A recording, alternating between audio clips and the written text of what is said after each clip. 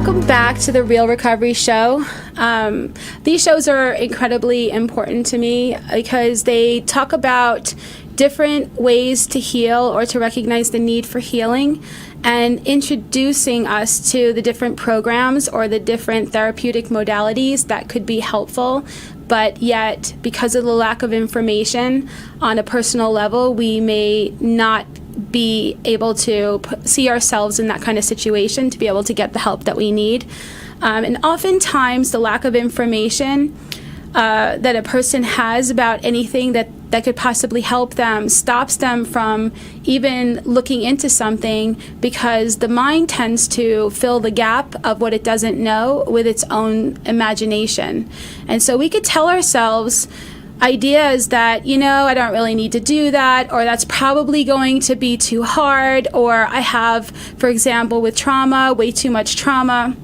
And so because of it, maybe I don't have the money that I think it's going to take, or I don't know how to find the right therapist, or I don't know that my insurance will cover it, or I am really afraid that I'm going to be judged, or whatever it is that could possibly be something that could be quite effective in helping us to be more empowered, intuitive individuals and to heal.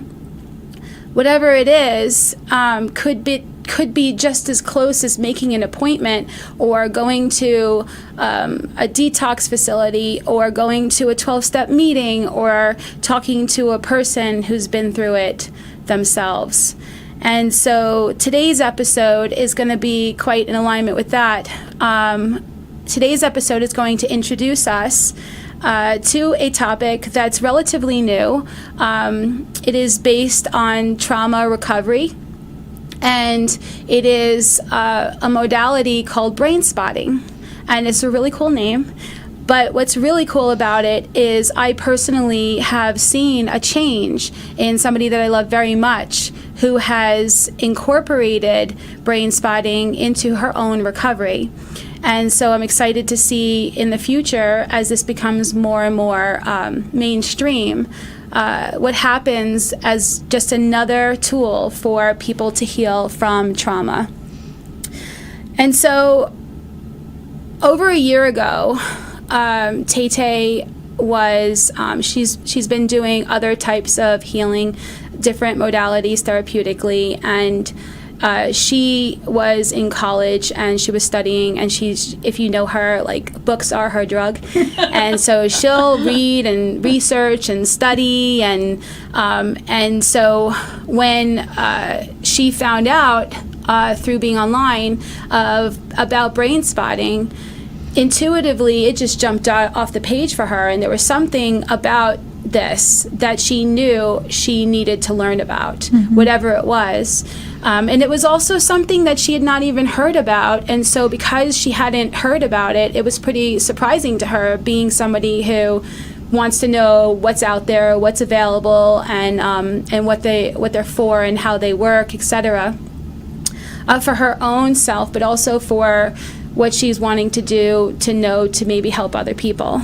And so first came to her that way, and then she studied about it, and it became part of her capstone, and she was in therapy for different things, for trauma, using different modalities, and then was able to work one-on-one with somebody using Brainspotting. And so it's really cool to be somebody who's had trauma in such a high degree like I've had, that I've had to work through and heal, and I still, work through and heal some of it, but so much of it has been healed.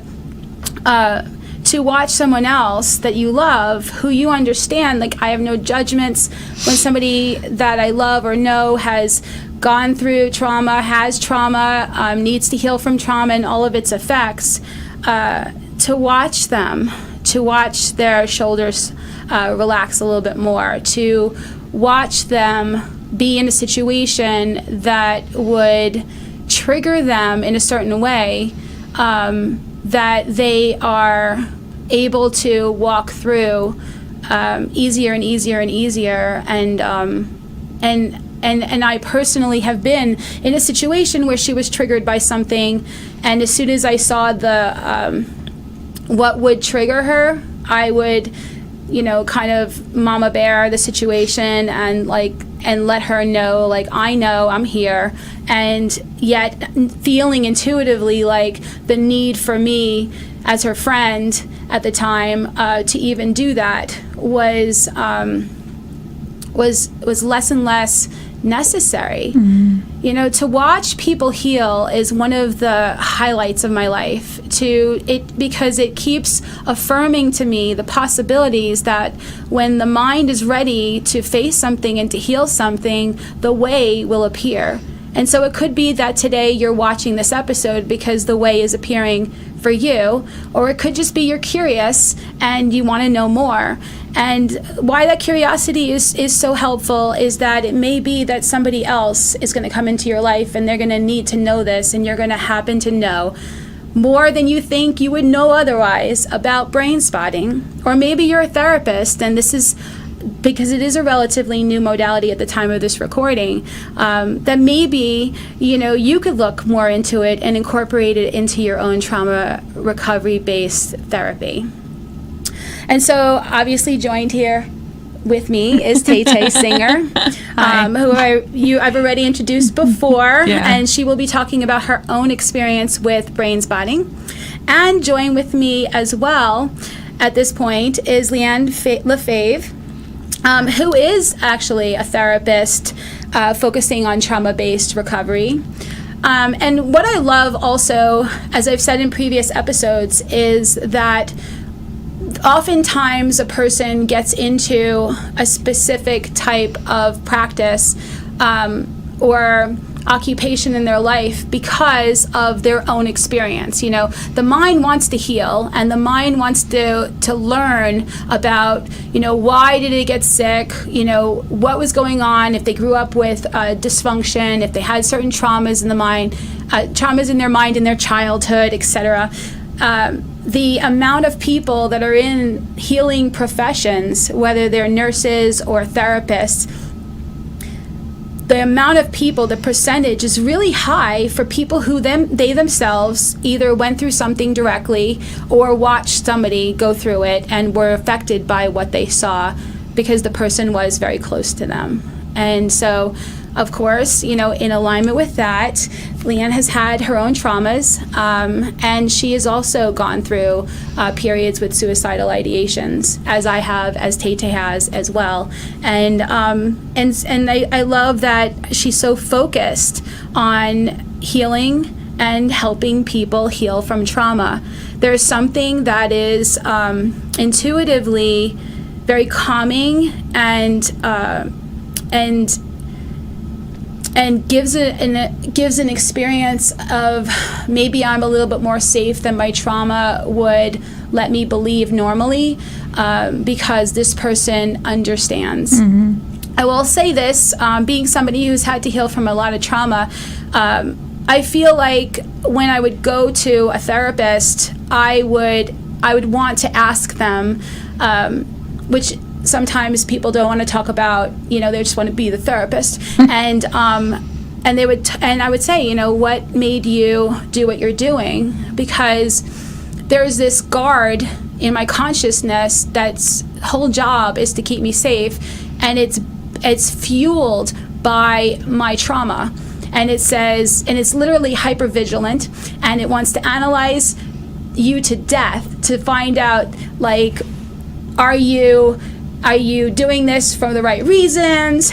Do you really get what I'm going through? And do you really have the right answers? Can you really help me?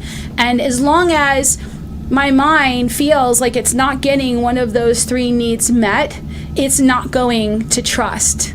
And trust is a huge issue for anyone who has trauma. It's extremely, extremely important that be the baseline of an experience. And so I've walked out of a therapist's office and there's nothing wrong with this therapist. It's just that I personally couldn't feel that connection because this person was, nope, I just went to school for it, just got the degree. I have no personal experience that really plays. Nope, my life was great. Childhood was great. Nothing to look at here. And I don't know if on some level, that was just that person's denial because why are they so invested in this? Or if it was just like I was wanting to believe that it wasn't going to help me and so I would leave, So, but regardless, if I didn't feel safe, I wasn't going to do it. And so there's a couple of things that we look for in healing from trauma, and one of them is the information of, what is this modality like, and if I can kind of get my head wrapped around it, pun intended, Brainspotting, it's a little joke, but anyway, if I can get my head wrapped around it and I could kind of imagine myself in the process of doing it, what does it look like intuitively? Do I feel like there's a yes here? That's already more than half of it. But then finding somebody that you feel like that you can work with and that you feel safe with, that you feel gets you, that you feel could get you. Being able to talk to them, knowing that somebody has they themselves a really deep, intuitive, soul-based reason for wanting to help and to heal is also something that could be incredibly comforting and helpful in the process.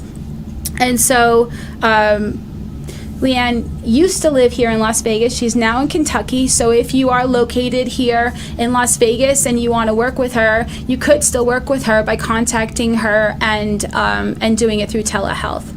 So at this point, I'm going to turn this over to Tay-Tay and Leanne to have a conversation that I'll jump into here and there about Brainspotting, about being on the patient side and the therapist side, and help us to understand more about this relatively new modality. Thank you, Lisa. That's great. Hi, Leanne. Great to see you. I'm glad you're in town. So, some of the different things with Brainspotting, and I, like Lisa was saying, I learned about it from a Facebook post. Somebody was doing a training. It was January 29th of 2021. I looked it up because it was interesting to me when it happened. I had never heard of it, and I was writing my capstone, and I was writing it on CBT, which is cognitive behavioral therapy, and EMDR, which we've talked about before, and I was really excited to learn about this next big thing that you can that is actually made to be in conjunction with other things. Like, it works well with other modalities, and it actually also triggers like points in your brain where the trauma is. And so I just wanted you to let us know a little bit about like what attracted you to picking up Brainspotting. Well, I did have a client mention it to me, and I had not heard about it. And I says, "No, I'll look into it." And then I went to, I think, a training, and Brainspotting was part of that was in the training. So I got more curious, and then it was like, okay, I have to do this Brainspotting. So I took the training, and I love it. It works well. Yes, I love it. So you do mostly trauma-based therapy Yes. and trauma-based recovery therapy. So you work with different things like Sandtray, play therapy, because you deal with a lot of kids. Have you noticed that Brainspotting is a good modality for both adults and children? Absolutely. Yeah. Absolutely. I have used it with children already, and yes, it brings out awareness that's deep in the brain that nobody knows was there. Oh, that's amazing. So, would you just tell us a little bit about, like, from what I know, Brainspotting was created after 9/11. It was actually a hybrid of EMDR, where it got a little bit of things added to it, and it was worked on with some of the first responders from 9/11. I'm just curious, like, where you see, like, do you see it being a modality that works with just that kind of trauma, or do you see it working in other areas of people's lives? Like, does it have to be a super deep trauma for someone to get the effects of the good effects of Brainspotting? No, actually, brain spotting can be used for many other causes. Anxiety, addiction is one of them. Pain. I recently did a brain spotting session on someone with a migraine, and she was like in shock that we were able to, in that session, to reduce her headache, Wow. her migraine. You can use it for depression. So, yeah. So how does it work? Basically, everything comes to us by thoughts.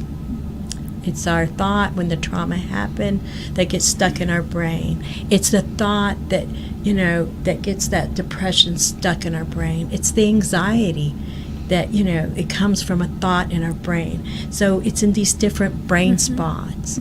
So the idea behind it is to find that brain spot and you focus, and it's more like a mindfulness. And you look at it and you focus on that spot. And all this goes deep into the body, because we know trauma is very somatic too. So is anxiety. All of it comes from our brain and in our body. And so it just releases, and you're able to resolve it by processing it completely through.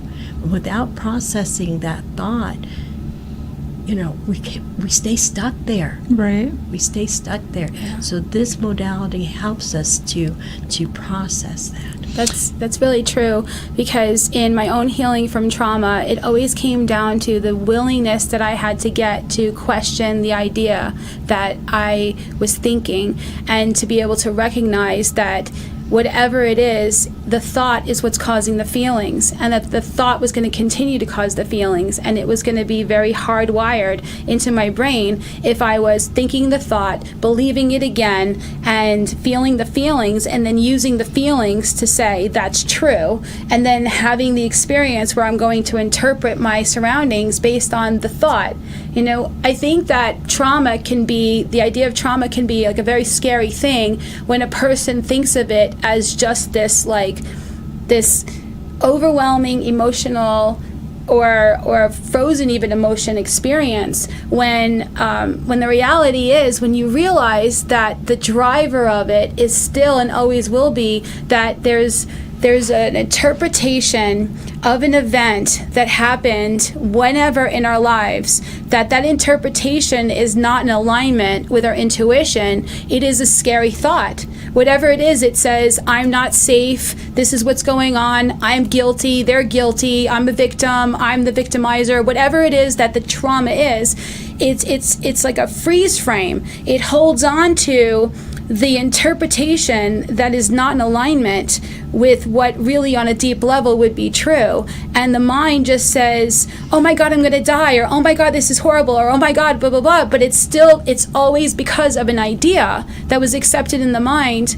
And so anytime something that we see in our environment could support that idea, whatever it is, that trauma will come back and go and replay itself and say, this is because this idea. And no matter what, if we don't start doing these things to help ourselves to question the thought, to get to a place of being able to let it go, then it's going to be the boogeyman, because that's all it is, because it's just an idea. It's just an idea in the mind, but it's an idea that is believed in, and the mind is very powerful, and so it holds on to an idea and gives it all of the energy, all of the power that it is. So sometimes, like as you were saying, we don't actually know what is making us react. We don't even know maybe even remember what happened, because the built-in denial system is there for our protection, because if we believe that this thing is so horrible, the mind's going to be, okay, well, I get it, let's quarantine that. And so we'll just go and focus on the feelings we're having, the experience we're having, the interaction with our environment that we're having, not knowing that there's a thought that's driving this whole time. Being able to sit with somebody like this and be able to tap into that we may not even know, with a safe environment, and doing this could allow not just for the reframing, but for the actual thought to come up now that we're not in the situation that we felt that we were in before. we could now, in a different space, revisit this from a different perspective and be open to a change in our perception. Mm-hmm. And it's the change. It's the mind being willing to loosen its grip on the traumatic idea and be willing to have a different idea accepted that takes that investment of belief that was in that original trauma thought and starts to dissipate it, because now the mind is saying, well, maybe it's this other thing. Yeah. And that's what's so powerful about what you're saying about going back there and doing that. So what I was going to say about the thought, so the way I got into therapy, I had been sexually assaulted, and I was actually working for the Rape Crisis Center at the time. And in order to go back to work, they were like, you have to have this paper signed. And so that was my first introduction to therapy. And I started with cognitive behavioral head therapy, which is CBT, which is a talk therapy. It wasn't until many years later, I was already clean and sober. I had already worked on a lot of issues, had already killed a lot of things, that I was introduced to EMDR, which was the first brain-based therapy that I was introduced to. And the thing that I noticed that's different about CBT versus EMDR is the relational piece. You don't have that attunement with the therapist in certain modalities that you do in other modalities, which isn't a bad thing, because talk therapy tends to take a long time to heal, but you have a really good relationship, right? Where brain-based therapies are very poignant and triggered, and so they sometimes are only 1 to 2 to 3 sessions, but you don't have that long-term relationship. How is Brainspotting different in that aspect? It tends, for in my experience, I had that relational piece along with the effectiveness being quick. What is different about Brainspotting in that? Well, going back to what you were saying, one thing about talk therapy is that it's talking to the prefrontal cortex here. Mm-hmm. So what Brainspotting and modalities like EMDR, they go into the conscious back here, where the amygdala, where all the reaction from our body, where it's stored. This is where it's stored. This is where it's got stuck. Mm-hmm. And it's through our vision that we see it, And so it's those mirror neurons. And so when you're in a session where you're with Brainspotting, we use a pointer, and when you're focused, you got the therapist who's giving you that safety, but you're actually doing the work. The therapist is not. Mm-hmm. She's just providing, or he, that safety, that you can process that thought, that what happened, because when you had that trauma, your fear, like Lisa said, I'm afraid, my life is over, I can't do this, mm-hmm. I'm not safe anymore. You can process that thought, and a lot of times you don't know how deep it goes. And then as you're going deep, you find other things that come up that happened before then, that you forgot about, but it's been stored back there. Right. It's been holding on to this trauma. So like a veteran who's gone to war, and they, we talk about fireworks and cars backfiring, and then they're on the ground because they're experiencing that trauma over, because it's stored back there. Logically, they know they're safe. They're not there. They're not in war. But the brain doesn't know it. Right. So we have to let the brain know. And this is what these modalities do, is they help you to just process it out and say, oh, I am okay. I am safe now. It's over. Right. Mm-hmm. So for me, because I had done so much CBT, it wasn't my thought process that was the problem. I knew how to take a negative thought and change it into a truth. That was something that it was a tool I had been given a long time ago.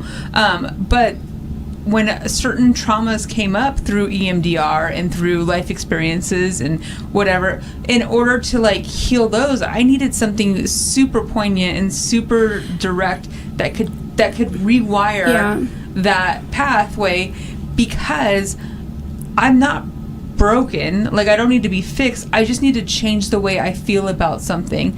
So talk a little bit about how doing this process changes the way the trigger or the memory is in response in the body. Well, because it releases it. I mean, I've witnessed, doing sessions with clients where their body, they begin to shake. Mm-hmm. And if you think about a lion in the wild, if a lion gets in a fight with another one, what do they do when they get back? You see them shake their bodies, right? And so they release that trauma. We don't. We hold on to it. So what this does is help you to release it. So I'll experience people shaking or they're just going, oh, I feel sick, or and I just let them know it's going to pass. And it does pass because it's their body releasing all that trauma that they've been holding on to. So once they are able to release it, then of course they're going to be okay. It does help to have a change in experience from a feeling perspective that doesn't necessarily completely support yet the shift in perception, to kind of be proverbially like you're in a pit and somebody's reaching down their hand and helping you step out of it. It's like it creates, because what it sounds like you're doing when you're doing this is, and even though it's not building a relationship in knowing all the things in all the detail and working through it, through talk therapy, there still is a relationship that's happening, because there is no way, being somebody who's had a lot of trauma, that I would trust somebody to do something with me unless I really believed, like I said before, that they can help me and that I could trust them and what I'm doing to do it. And then I'm sure, right? I mean, tell me if I'm wrong, because I haven't done this. There is a little bit of talking involved, because as you're going through it, stuff's coming up for you and you're shifting your perception and you're realizing it. Yeah. There is one other thing that I want to say, and that is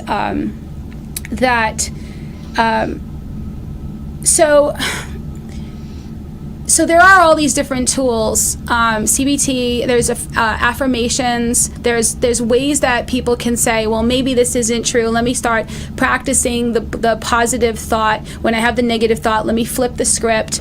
And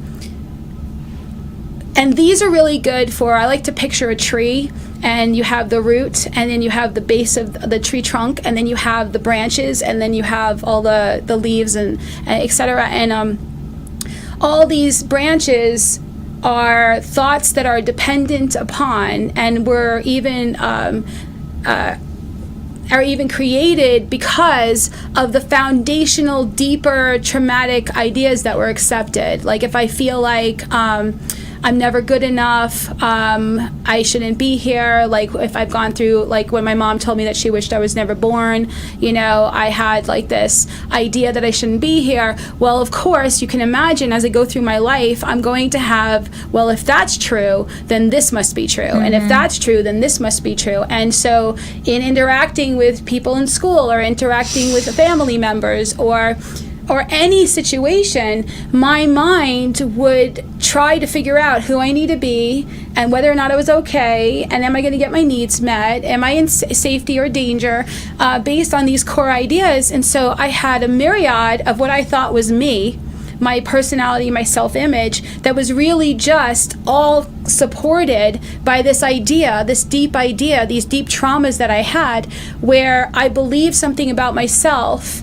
on a very core level that was not true. And so while we can, and this is why we talk about the onion, you've talked about the onion before, why you go deeper and deeper through different levels, and you think you healed a thing, and then wait, there's more, because the supporting ideas were never pulled up by their root yet, because it was just too much. But once you get to a place where you're healing so many of the branches that come from something, and yet, like as you were saying, there's still this deeper thing that's causing me to still lean towards a negative interpretation of a situation, where I know, why do I keep going there? There's something deeper, like with traumas like rape, etc. To feel like, okay, I'm ready now. There's something else. I have to go in a deeper dig, and to be able to then go and to do something like Brainspotting that really goes and like brings you safely back to the trauma in a way that like already starts to give you a different somatic experience, a different emotional experience, but yet at the same time allows you to more safely ask again, is this entirely true? the interpretation the way I have been telling myself it is this whole time. Yeah, and I mean, it's for me, I feel like it's given me a lot more peace. I feel like it's calmed me. I mean, they were saying before we started that I smile a lot more today than I ever have. And Lisa's known me for a while, you know? And I feel like that it really does, like, rewire. Like, I didn't know that that's really what would happen. But I do feel like that's something that has happened for me in my experience. And who do you think this could benefit? Like if someone, could it benefit someone that's never done therapy before, or is it somebody that needs to have worked out some of the onion to benefit from this? Oh, it could help anyone. I mean, I don't know. There is no limit to who it could help. It's because, you know, the truth is, as an individual, you're the expert of yourself. So it's just to come in there and just I mean, you're not going to do brain spotting in the first session anyway. Right. You're going to build on that relationship a little bit because, like Lisa said, they have to trust me. They're not going to follow. You're going to put a stick up in front of them and they're going to say, oh. A stick with a little cat on top of it. You know what I'm saying? And you're not going to sit there and say, you know, this woman's crazy. You know, what does she talk about? I need to find some, you know. So you don't. You're going to build that relationship. But brain spotting's for everyone. So if they've never been to therapy before, that's okay. You know, you can, and it can help so many different things. Yeah. I mean, even self-esteem could be used, you know, because if a person's thought is, I'm no good, well, let's face it, it's trauma somewhere because somewhere down the line, someone's told them that they're no good. They're no good. Would you say that in your experience that somebody who is more prone to having had trauma, that they probably didn't, even though it wasn't necessarily like heavier trauma, but they probably didn't grow up in a way that gave them the tools to shake it off like the lion, to say, oh, well, that happened, but you know what, to be able to deal with it. Do you think that that it's partly because they didn't know how to process information from an intuitive place of trusting that they are on a core level, you know? I feel like my question is circular because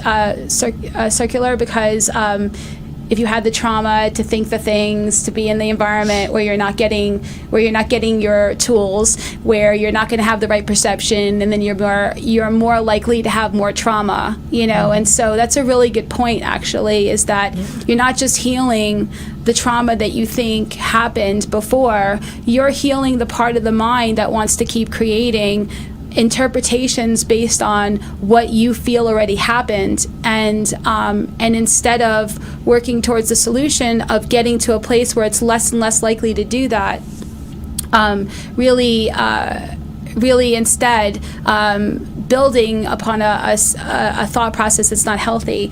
But that being said, question still, do you feel like, in addition to, because you're so focused on healing from trauma, which I love, that teaching people the tools on how to process information, because I'll say this last thing, because you mentioned attunement, you mentioned that you're very much that this is their process and you're a facilitator and you know the process, you lead them through it, and that you're a safe place for them, but it's their intuition that you're wanting to point them back to, and I feel like that, to me, is the best form. The best focus of any therapy is to put them in touch with and to start trusting themselves. Absolutely. Could you speak to that? Absolutely. I agree 100%, because the truth is that when they trust themselves, the healing really begins then. You know, it really begins when you start trusting yourself and stop taking all these thoughts that you've had from your past, or, you know, someone's told you something. I mean, one of my big things, and it's so silly, but it's not silly. You know, that's the whole thing. We think it's silly. But, you know, my parents always made me feel stupid. They never came right out and said, "You're stupid," but it was implied. So I went through school, went through life thinking, well, I'm stupid, you know, and I really felt it. And then I go to college. I went anyway. And I was on the Honor Society. You know, I got my master's degree. I can't be stupid. Right. You know? But I believed it. But then I proved to myself I wasn't. Just like, you know, people with trauma, there's a lot of shame. There's a lot of, you know, just a lot of different thoughts that they have. So if they can just trust that, hey, this is something that happened, but it doesn't make you who you are. There is a big difference between an event and an interpretation of an event. Yes, absolutely. And if the mind is believing, like my mom, she called me lazy and a leech, what good was I, right? So I would find myself in situations later, and you can tell I've healed it because I could just rattle that off, and I'm not frozen feeling around the whole thing. But I literally would have the interpretation that somebody's thinking I'm lazy. A boss would call me into their office, I'm about to get fired. You know, like somebody would question, you know, did you really need to do this? Are you going to get this done by a certain time? And I think they think I'm lazy. You know, and we don't even recognize how much of the self-talk that we have, our inner gaslighter, you know, is going and telling us negative interpretations of situations, all based on an idea, a traumatic idea that we have kept, and we keep it, and we invest in it, and we nurture it, and we do everything to keep this idea that's causing us to interpret and react to our environment in a way that doesn't allow us to have peace. And so being able to revisit through something like Brainspotting, I could see how you can have a thought that's been supported, a traumatic idea that's been supported, and how so many of our ideas are supported by this, that it could start shaking up the tree, so to speak, go, yeah, maybe this is not true, and have lingering healing effects, because the mind that wasn't trusting its intuition at the time of the interpretation that was traumatic is now starting to around the topic, and maybe that's not true, and maybe I can trust this person, and whatever like that. And I'll also say that if you're in any kind of toxic relationship where you are accepting gaslighting, which is a very manipulative projection onto you, basically the whole tenet of gaslighting is in the hopes that you will question your judgment and rely on their interpretation instead of your intuition. And so another way that we need to heal is to start listening to our intuition, right?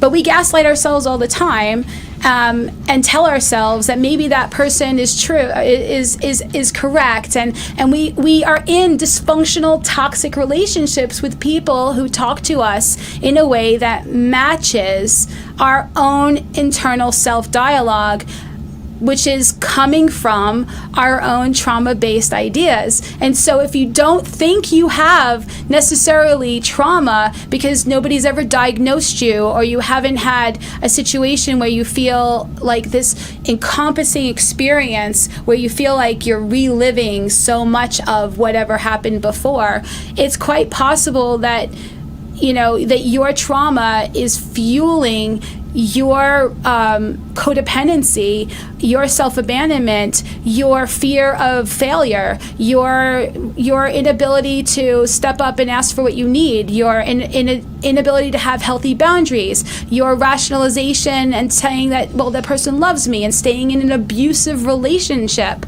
or not getting into one because you're so afraid of getting hurt. Like, there is so much that if you are watching this and you haven't actually thought about trauma, that maybe a dialogue can happen where you can see where you have some ideas that you hold on to as if they're facts, And if somebody dares tell you that maybe your thinking is causing you to have the experience that you're having, that in reality you're gonna defend against that and go, you don't know what you're talking about, and the mind will go, this happened, this happened, this happened, this happened. You don't know. I have to this, and this is what's real, and we'll get so.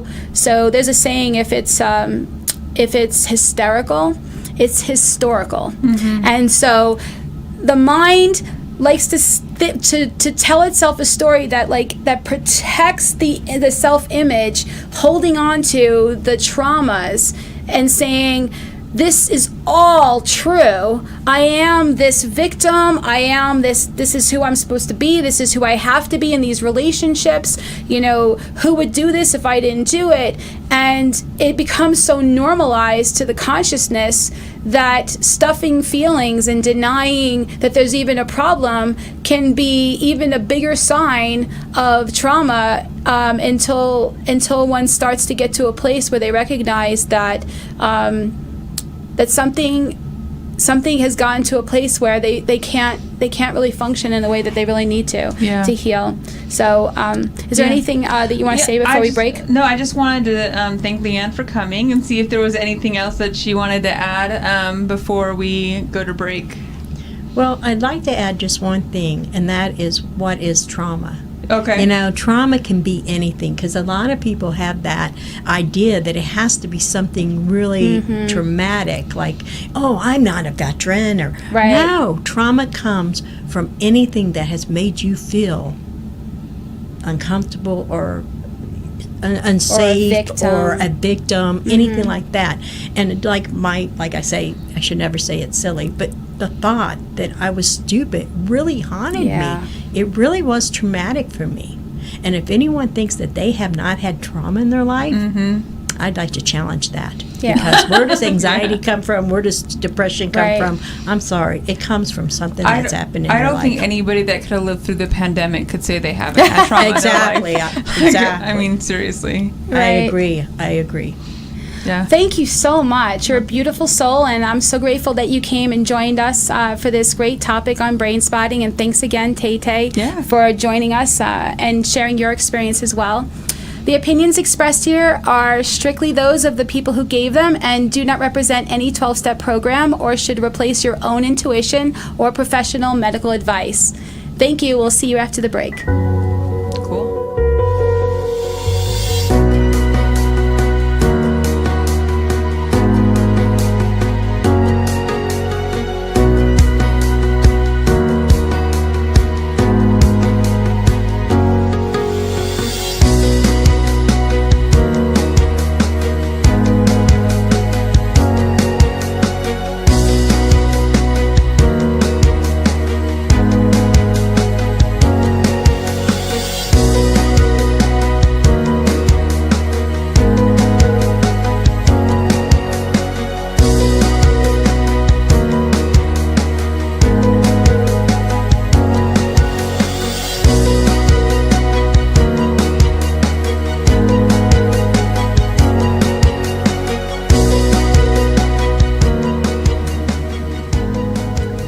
Welcome back to The Real Recovery Show.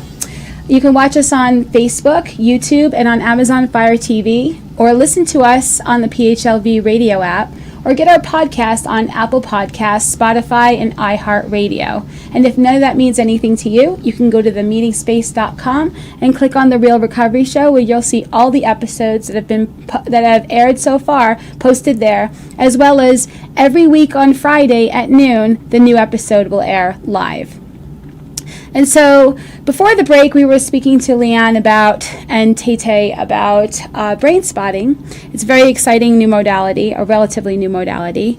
And now we're joined here with Kelly Mosley of Mended Hopes. And we're super excited to have her. We really, really, really wanted her to be on the show. She has a lot to say, a lot of experience. And so now we're going to start off with her just sharing about what interested her in brain spotting as a modality to use in her therapeutic practice. Well, first of all, thank you so much for having me. It's great to be here. I'm extremely passionate about brain spotting, and ironically enough, I learned about it from my mom. Oh, interesting. Yeah, so she went to therapy herself after just some really, challenging years of her life. And she would not stop talking about it. And so it's kind of like when you go to a restaurant that you just have to tell everybody about how amazing it is. Mm-hmm. That has been what Brainspotting has become for me, for my mom. And so after hearing about it over and over, it was the second year of COVID, right? Mm-hmm. And I'm kind of one of those people that, I want to continue to grow each year. That I get older, and so I did some research, and I really wanted to do an in-person training, but they were only doing things virtually, and so I signed up, and I was virtually trained by an amazing practitioner, Lisa Larson, and she's out of California. And so I did phase 1, and then I quickly signed up for phase 2.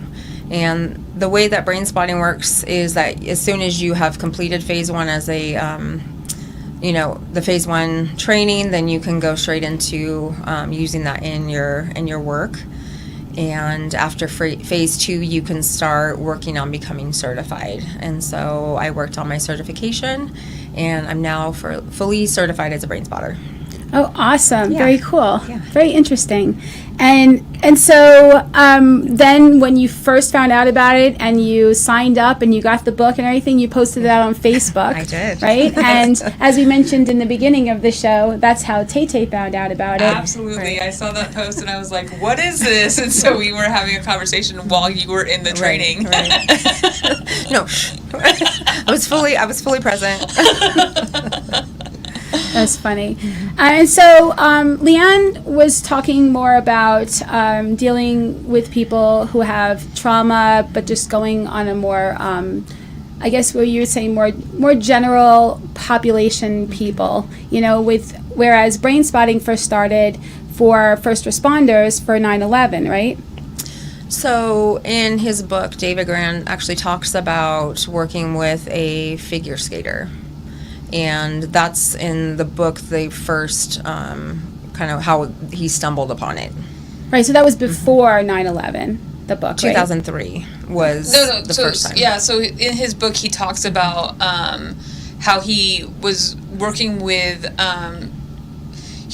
first responders after 9/11, and he was using a different type of EMDR. I forget what it was called, but that's kind of where Brainspotting was born. Mm-hmm. And then he went into working with the figure skater, and so it kind of was born from that, but it was originally as far as I remember reading it was originally designed from that experience after 9/11 with the first responders that had worked 9/11. Gotcha. Yeah. And so on a previous episode, if you don't know what EMDR is, we did a whole episode. It's really good. Just go back through the episodes and look for that and watch it because it was really informative. EMDR can work very well with Brainspotting. Brainspotting can work with a lot of different things. And so anyway, so just so you're caught up with us. So put this on pause, go back to the EMDR, and you come right back, and we'll see you. Yeah, because they are both brain-based therapies, and there's other brain-based therapies, but as far as I know, anybody I know that does EMDR now originally did, or anybody I know that does Brainspotting now originally did EMDR. And was that the experience with you? Did you do EMDR? I actually have never done EMDR, wow. but when I was in grad school back in the way back day, EMDR, was coming out, and it was definitely primarily for first responders. They talked a lot about, recovery for trauma for the military and things like that. So. Okay, but you do Brainspotting with the first responders and other populations. Correct. So what are the different populations that you work with? So I have a full-time job. I work for the state of Nevada, and I actually work in the juvenile justice population. Okay. And so I've used it with youth and corrections, actually in the correctional facilities. And I also have a private practice where I work with first responders, so a lot of corrections officers, veterans, current military, law enforcement, parole officers, and also with elite performers. So that brings up an interesting question because you do work with such a variety of people. You have, on the one hand, children who have maybe gone through some trauma in the home or whatever, and then you have the the collegiate athletes who may be stuck on something and want to be better at what they do or get over something that happened at some point so that they can be better at their career or heal from something. And then you have first responders, which is obvious, right? All the stress that's on those jobs. And so some of them may or may not want to talk more about why they're there. Some of them may be done with that. Some of them may actually be quite interested in the whole process. So when you go and you first start doing an intake with them and getting them prepared mentally for this, and physically, like what would they have to know? So in each of those, if you could just kind of take us, if you will, so that we can have like a visual of what the experience looks like in general, because I'm sure it's different for every client. So if we start with our kind of juvenile justice population, so most of my work, I actually, learned Brainspotting virtually, which was amazing, and it has really opened so many doors, right? And so I can actually do that telehealth with most of my clients. So I will do in person if I need to. So one of our correctional facilities, I have gone in and done, face to face with some of our youth. The interesting thing for them is each person is different. Some of them might want that, 1 or 2 sessions to build that rapport, and some might just want to go, and so a lot of times I do, especially with my private practice clients, I'll have a free consultation on the phone, and so I kind of explain to them what Brainspotting supplies they're going to need, right? And so if you have a consultation with a therapist, just understand that Brainspotting is just different than talk therapy. So, when you go to a talk therapist, all you have to do is bring yourself. With Brainspotting, just be prepared to bring your supplies. And so the main component is going to be some music, and it's music that's going to play alternating between the right and the left ear. And it's not really anything that you need to be able to hear very well, but it's more about the vibration. And so we always ask for, the client to have some type of either the phone or, some type of device that can play that music. Do you send the music to them that you recommend, or is there a specific type of music that you tell them to go download? So when I'm in the correctional facility, I actually bring my own little device, and it's something that I've downloaded. There's different... David Grand, has different music that you can actually download. But for your client that I'm going to work with, telehealth, I just tell them to go to YouTube, and you can look up Brainspotting music. And I just recommend, finding one that doesn't have any ads, to interrupt the session. But that's so interesting. Yeah. I've done Brainspotting with the wand only, and only in person. We tried to do the music, and it was too much stimulation for me. I can see telehealth being a lot more convenient. But it doesn't work for me. Like, you know me. I need the energy in the room. And so, but it's really cool to see that it is working for different populations. And that way you can also do people that aren't just locally. You especially because I can't imagine business. there's a lot of therapists that are doing this yet. And so or that you are want to certified. and that are really this good at it. Well, thank you. Well, and that's true. And so, again, any type of therapy that you're going to do, your therapist should really be attuned with you, right? We talked about attunement earlier in the segment, and that attunement just means the relationship. Right? And so if I have a client that, starts with the music and they are just not having it, we don't do music. Right? Or maybe it just was one of those days and they couldn't get set up in time. You know what? That's okay. We're not going to start Brainspotting stressed out. Yeah. So we're going to just be chill, and that's the thing about this type of therapy. It was intended to be simplistic in a way, right?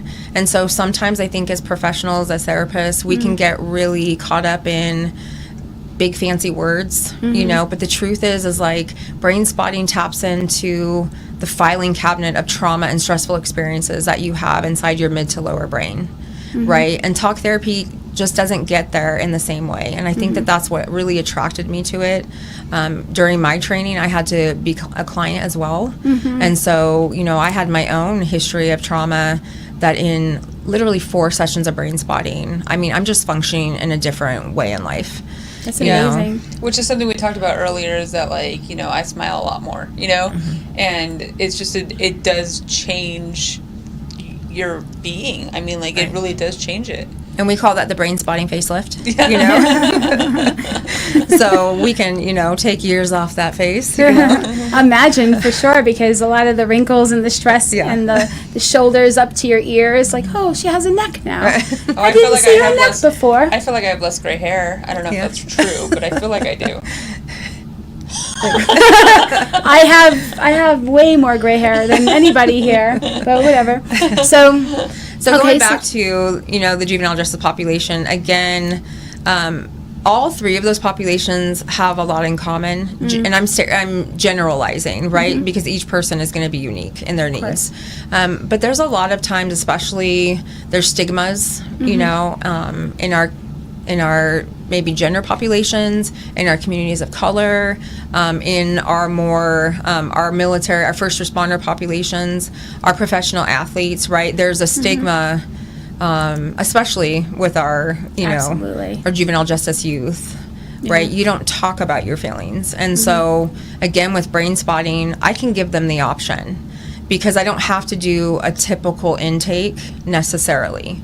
If that client wants that time with me to build the rapport, we can do that. And we can do that as many sessions or as few sessions as they want. But with Brainspotting, you know, I can go in and say, what do you want to work on? I want to work on my anger. Okay, tell me about the first time that you can remember feeling that level of anger. And then we go. And that's a 5-minute setup. It is really important because there is such a stigma, especially... I mean, there's stigmas that stop a person from wanting to get into therapy at all. But when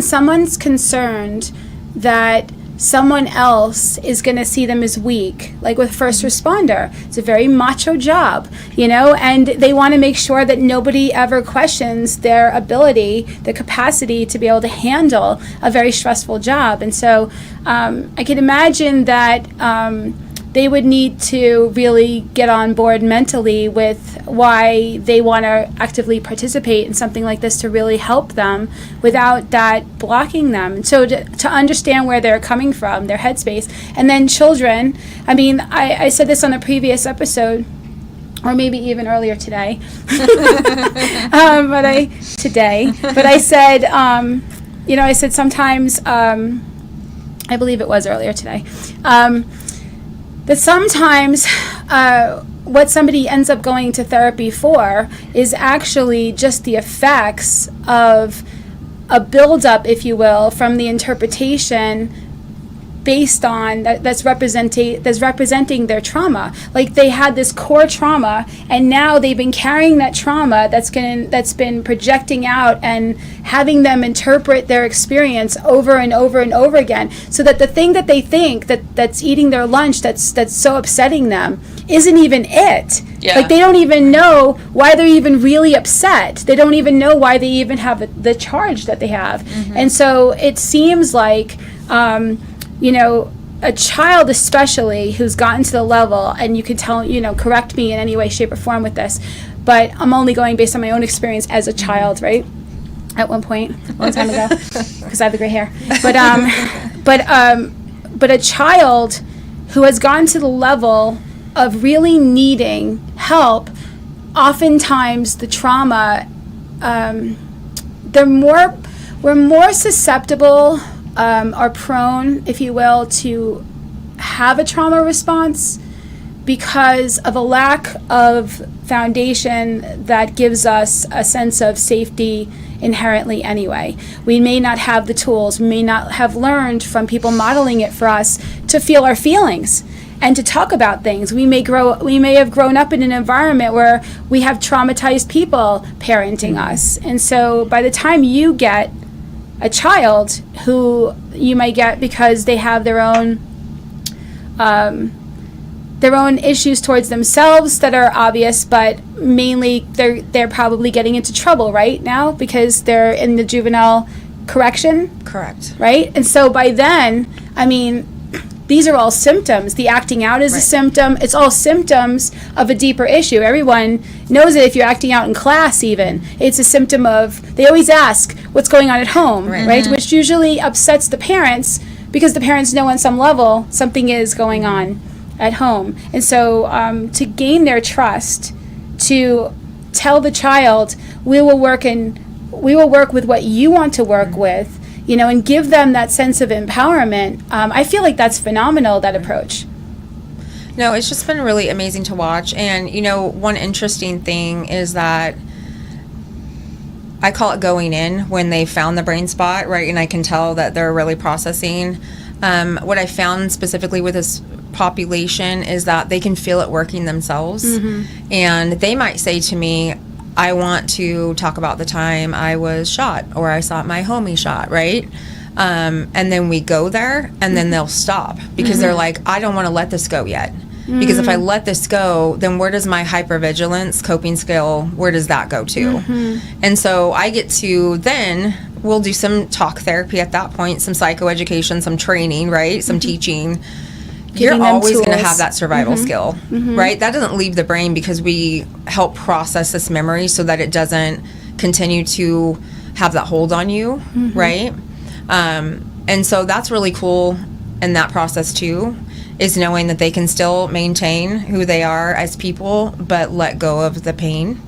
And that's what Brainspotting does, and it works differently for different people, right? So I've had clients that come in, we do a session, the next week, they're like, I don't remember why I was upset last session, and they cannot recall what we even really addressed. And then you have some people, like my experience, I remember, but I don't have any emotional connection to it anymore, where, your generational year after year traumas and those triggers, it doesn't happen for me anymore because the brain spotting kind of wiped that response. Yeah, because there is, so the breakdown of trauma is that the mind takes a belief that it's interpreted the situation with, and it believes it.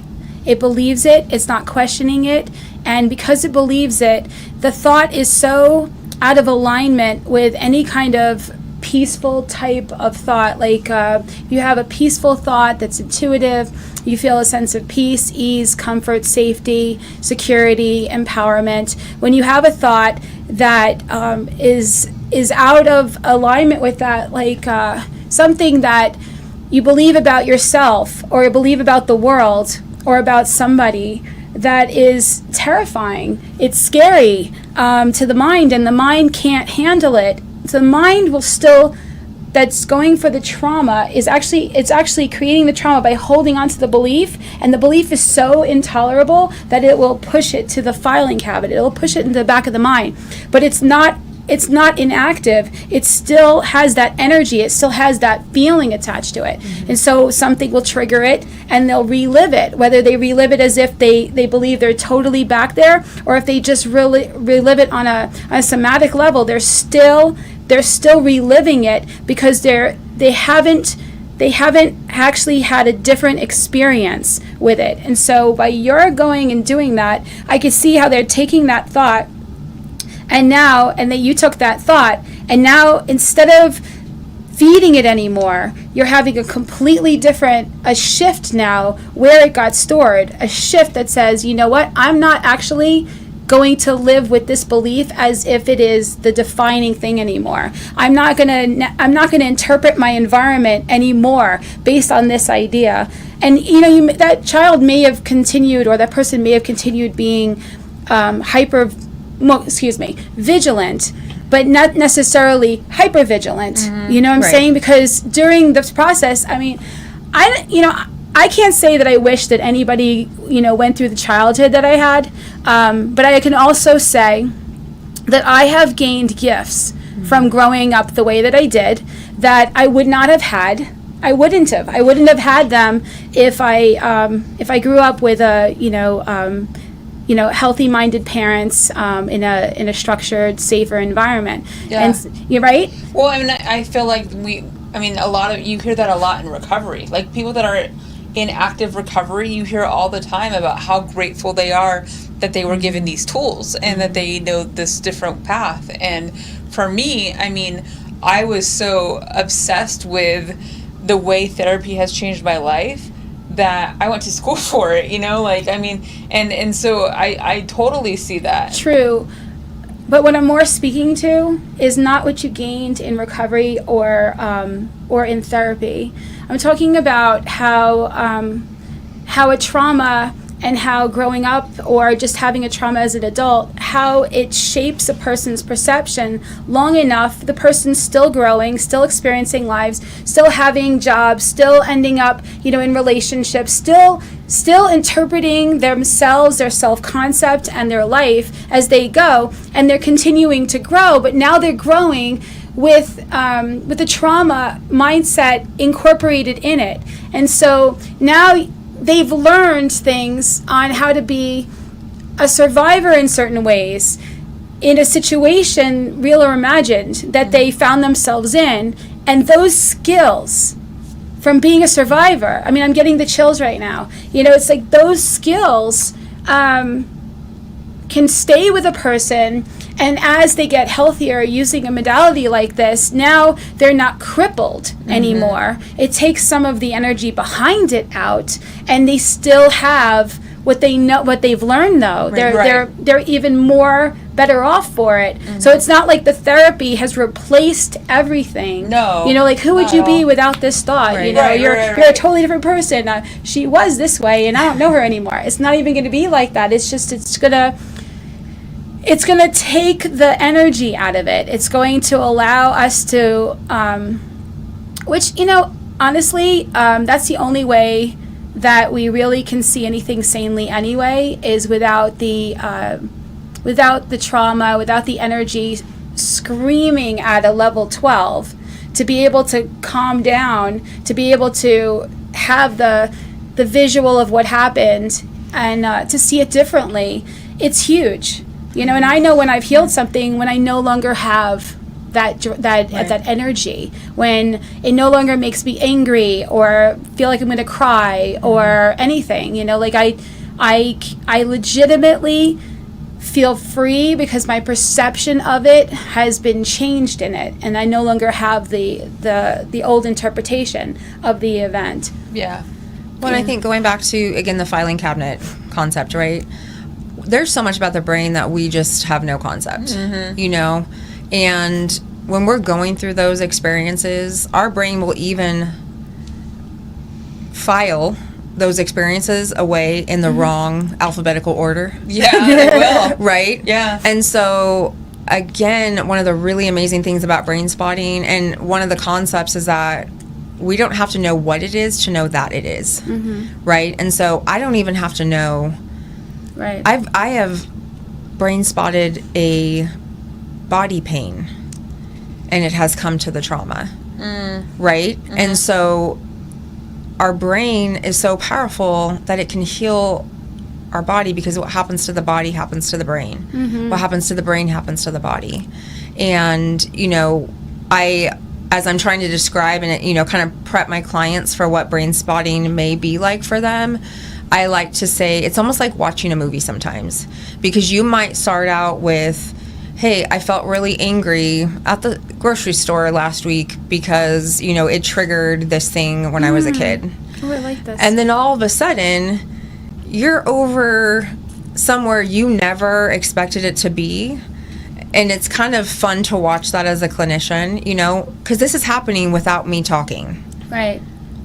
And so that's the difference, because I want to kind of reemphasize that. This is happening without us doing the normal talking.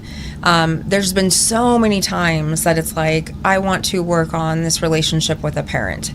And then halfway through, you almost see the client smile and giggle a little bit. And they're like, am I supposed to be forgiving this person right now? And I'm just like, hey, is that what your brain's telling you to do?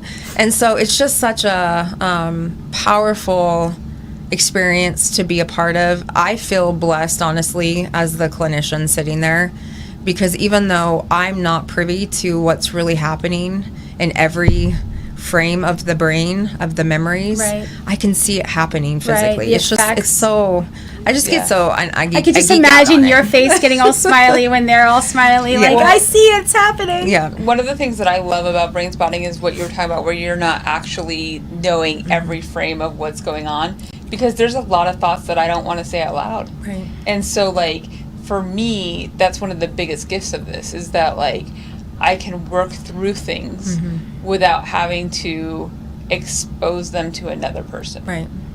Very interesting. Yeah. It's very interesting. Yeah. Because sometimes if it's coming up in the beginning of it, there's things that are going to occur to a person, and they're still might still have the coping mechanism of being guarded.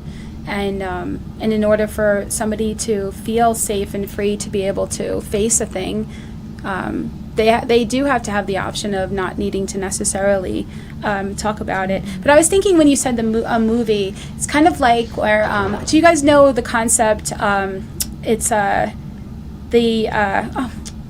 would say the concept if I can remember it. The suspension of disbelief. Yeah. You know that concept?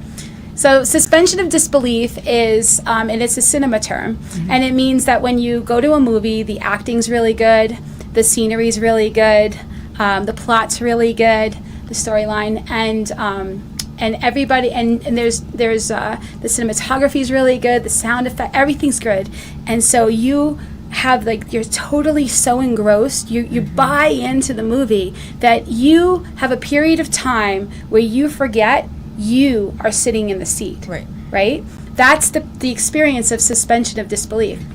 And so I can see that, someone who has trauma has bought into so much of their experience, and now it's almost as if they are watching the same movie the second time and the third time. Right. So I don't buy in as much now, because now I was like, oh yeah, I remember this part. Oh yeah. So there's more so a part of me being detached from the movie now, and recognizing that I'm not part of the experience of the movie itself. I'm the one watching the movie, right? And I feel like that's a good analogy for the ability to still watch the movie and appreciate the movie, but from a different perspective, where you're not believing. This is why I can't watch scary movies, because scary movies, there's a part of my mind that goes, it could happen. It could happen, and that's all I need. Yeah. That's all I need, and then the next thing you know, I am totally experiencing the suspension of disbelief. And one of the really cool, we talked about the elite performers, right? So there's even completely different, we call them setups, right? So different setups for working with performers, because there's, we're looking at the health factor. Surgery affects our brain, right? Yeah. So it's funny, as I'm sitting in these trainings, I'm like, oh, all these, places that I could work, for every surgery you get a free brain spotting session, whatever it is. Leaving coupons. Absolutely. And, like concussions, right? That there are protocols for concussions and sports injuries, and, working with our professional athletes, there might be a certain position where they were injured. And so every time they go up to, perform that same position, or they feel kind of that sense of deja vu, like I'm back in that scenario the again. Injured place, but not necessarily having an injury anymore. Correct. They're so used to compensating, maybe. Right. For the we time can it go took. in and brain spot that. That's very interesting. And it's amazing to watch that, and just again with our first responders, they can tell me, and I think part of what helps them, that population, is knowing that I understand their world. So not only have been a therapist in corrections, I work with officers now every day doing support groups and things like that. And so there's a lot of things that the community doesn't talk to outside the community about. And so being able for me just to say, hey, I work in parole right now, it's almost like we've the handshake, the brotherhood, the sisterhood, and we don't have to explain to each other. They know that I can sit with them. They know that if they were to tell me about a call that was really hard and they wanted to process that I wouldn't break down. And I think that's really important when you're looking for a clinician with your specific need, is that that clinician is going to be able to hold that space without it becoming about them. Right. And brain spotting gives me the opportunity to say to the client, hey, guess what? This is not at all about me. Right? And so I prep them as well. If the spot doesn't feel like it's doing anything for you, tell me. Because I don't want you to pretend. I don't want you to impress me or feel like you're going to make me feel bad. This is really just about me facilitating this journey for you. Right. Leanne talked about that too. about she's just there facilitating, that it's this person's internal process. Right. Something you just touched on was about how you know, when someone's looking for somebody to do brain spotting with, it's they're comfortable with you because they know you're not going to break down. What are some other things that somebody should be looking for? So, I think the biggest part is just knowing that therapist, a lot of the websites will tell you I specialize in this, right? I'm not going to have experienced everything that every client is going to come to me, but am I somebody that they feel like they can sit with, right? So I think, they will tell you 90% of therapy is that relationship. So do you feel like you can sit with that person? Right. Are they somebody that can sit with you, in that unconditional regard, the compassion, the empathy, whether they've experienced that themselves or not? I'm a licensed marriage and family therapist, and so I look at systems, so that's a big part of how kind of my brain works. And so it really just depends on what you're looking for. I don't think that there's any special way. Obviously, somebody that has done more training or is fully certified is going to have, just more experience behind them, but that's just kind of up to your own individual preference. Absolutely. Okay, and do you take insurance? I do not.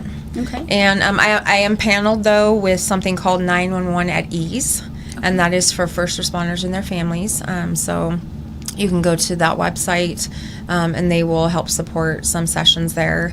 Again, the great thing about Brainspotting is I want to be fired really quickly, right? So Brainspotting actually works up to 72 hours after each session. So I had a client kind of joke with me, like they're getting, 4 sessions for the price of one, because it just continues to process, right? Gotcha. Yeah. So So it continues to stay effective after that, but Correct. But the healing part of it keeps going up to 72 hours. Right. So, I know for my own journey, there was different awareness, things that were popping up, memories that I maybe hadn't had, continued to process up to 3 days after, I had sat in the session.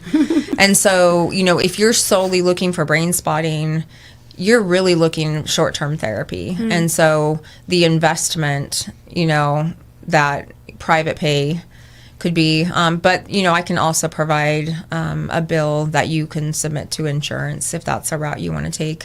The really good benefit for the populations that I work with, right? A lot of times our first responders, even our athletes, they don't want it on record with their insurance companies that they're going to therapy. Absolutely. Yeah.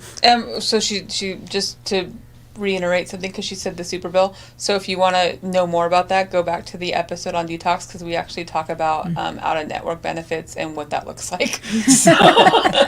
Little plug for all the other shows. We have to cover all of them, which is a little bit. Actually, just watch them all. You'll be good. Okay, and awesome. And so you have a website, and it is? It's mendedhopes.clientsecure.me. Wow. I know, very unique, isn't it? mendedhopes.clientsecure.me. Yes. Wow. So I use the Simple Practice platform, and Okay. that comes from there. And then Leanne's is Blue Skies Counseling PLLC.com. Do you guys want to be contacted? You can also reach out to me, mendedhopes@gmail.com. Now, the other one is going to be your HIPAA compliant. I do have a telephone number, too, if that's easier, 702-551-9380. It is easier. Thank you. But I'll put the links below this video as well on the meetingspace.com's website. And so thank you so much. I'm sure we could have talked for a lot longer. There's so much that you have to say and have to offer. And my God, what a healing force you are. I can tell how focused and knowledgeable and passionate you are. For people who, some of the people who help other people to be able to, to heal some of the things that could be making them more at risk of either doing something that they shouldn't be, or getting hurt, or not being completely effective in their job. So, and the children. Thank you, because that is like my biggest passion too. It's one of the reasons we started the meeting space and created a whole children glass enclosed room so that parents can bring their kids to meetings. One thing Kelly said to me is that she's so passionate about this that she'll talk to anybody about brain spotting at any time. But she interviewed here first. But now all you guys know all the ways to contact her. You pick me up in Uber, I might talk about brain spotting. Right? Well, it's good. That's how you know that you really are behind something when you're passionate, when you're lit up about it and inspired. So awesome. So, all right. Well, thank you so much. Thank you for joining us today on the Real Recovery Show. We'd like to give a special thanks to our sponsor and gracious host, PHLV Radio here in Las Vegas. See you next week.